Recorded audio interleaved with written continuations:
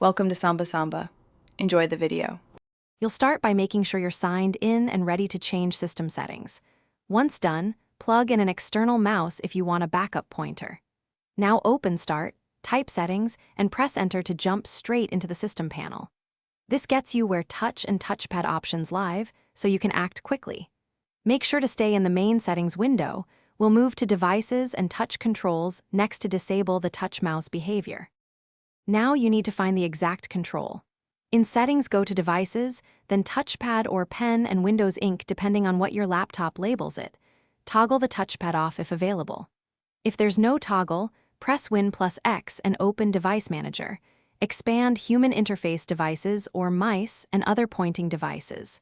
Right-click the touch or touchpad entry and choose Disable. You're doing this to stop accidental cursor jumps caused by the touchscreen or pad while you work. Finish by disabling the device and confirming the touch mouse no longer moves the pointer. After you choose Disable, test using your external mouse and then a touch.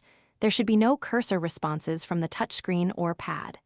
If the option is missing, update or roll back the driver in Device Manager, then reboot and try again.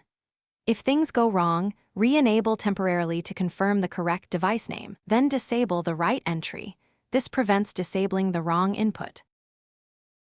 Thanks for watching. Consider subscribing if we helped you.